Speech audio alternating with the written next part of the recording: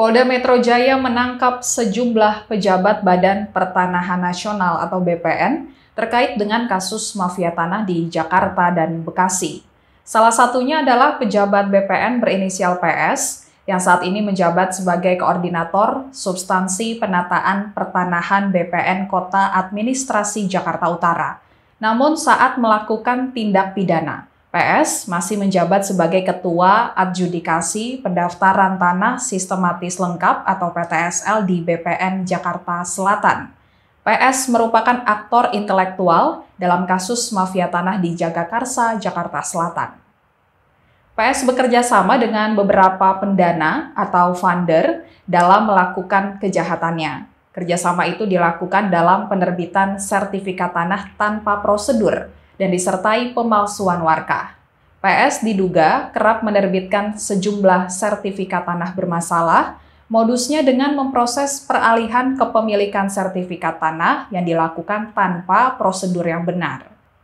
Kabid Humas Polda Metro Jaya, Kombes Pol Endra Zulpan mengatakan, disinyalir ada banyak objek tanah yang sertifikatnya bermasalah diterbitkan oleh oknum PS, dan saat ini ada 6 laporan yang sedang ditangani oleh pihak kepolisian. Polda Metro Jaya pun telah melakukan penggeledahan di kantor BPN Jakarta Selatan pada Kamis 14 Juli 2022. Dalam penggeledahan itu, polisi menemukan puluhan dokumen terkait praktik mafia tanah. Polisi juga menemukan sertifikat tanah yang tertahan hingga 3 tahun lamanya. Kemudian penyidik menemukan peralatan sederhana yang digunakan oleh para tersangka dalam proses peralihan sertifikat tanah milik warga secara sepihak.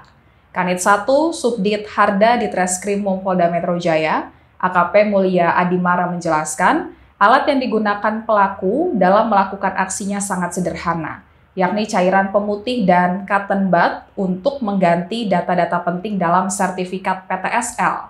Setelah dihapus dengan cairan pemutih dan cotton bud, kemudian ditimpa dengan ketikan dengan atas nama tersangka lainnya di lembar sertifikat tanah tersebut.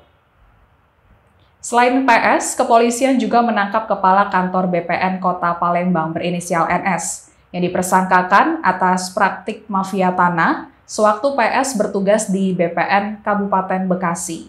Tersangka lainnya dalam kasus mafia tanah di Bekasi berinisial RS yang menjabat sebagai kasih survei pada kantor BPN Bandung Barat. Sebelumnya, RS menjabat sebagai kasih pengukuran dan pemetaan di kantor BPN Kabupaten Bekasi.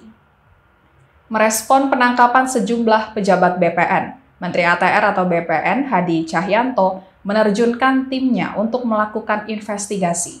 Menurut juru bicara Kementerian ATR atau BPN, Teguh Hari Prihatono, tim investigasi tersebut akan melakukan penelusuran secara menyeluruh di internal BPN untuk memberantas praktik kejahatan mafia tanah.